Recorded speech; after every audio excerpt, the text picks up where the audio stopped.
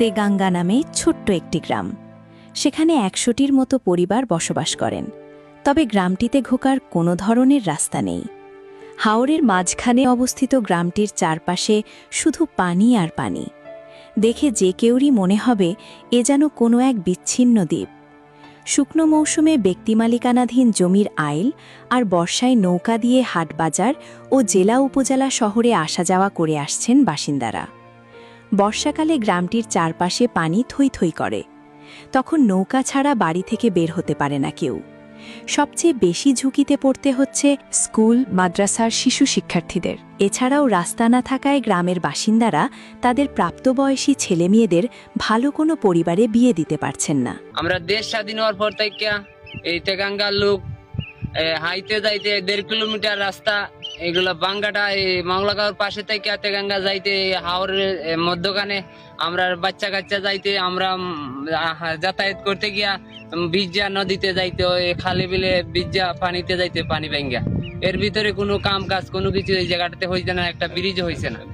দেশ স্বাধীন হওয়ার হয়েছে 54 বছর, এর ভিতরে মনে করেন এই 1.5 কিলোমিটার রাস্তার ভিতরে কোনো কাজ কাম হয়েছে না। আপনারা এদিকে দেখুন, আমরা খেয়াল রাখেন, আমরা গরিব মানুষ, আমরা হাওড়া এলাকার জায়গাটা, আমরা এখানে একটা মাদ্রাসা হয়েছে, আমরা আইতে যাইতে বাচ্চারা সমস্যা, অন্যদিকে আমরা যাতায়াত করতে সমস্যা। অসহায় এই গ্রামটির অবস্থান সুনামগঞ্জের দোয়ারা বাজার উপজেলা সদর ইউনিয়নে। গ্রামের বাসিন্দাদের সাথে কথা বলে তাদের দুর্ভোগের এসব তথ্য জানা গেছে। মঙ্গলবার বেলা 12টায় গ্রামের সাথে একটি সংযোগ রাস্তা নির্মাণের দাবিতে মানববন্ধন করে এলাকাবাসী।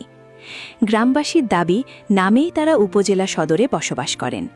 দোয়ারা বাজার সদর ইউনিয়নের বাসিন্দা তারা, এটি শুধু কাগজ কলমেই সীমাবদ্ধ, তবে কাজের কিছুই নেই। গ্রামে প্রবেশের জন্য মাত্র 1.5 কিলোমিটার একটি রাস্তা নির্মাণ করে দিলেই তারা ভয়ঙ্কর এই দুর্ভোগ থেকে মুক্তি পাবেন। স্থানীয়রা আরও জানান, 100 পরিবারের বসবাসরত এই গ্রামের মধ্যভাগ বরাবর স্থানে পানিতে ভেঙে গিয়ে সেখানেও দেখা দিয়েছে গ্রামবাসীর ফাটল। এতে একই গ্রাম আবার 2 ভাগে বিভক্ত হয়ে যাওয়ার উপক্রম দেখা দিয়েছে। গ্রামটিকে একত্রে টিকিয়ে রাখতে প্রয়োজন এখন একটি কালভার্ট।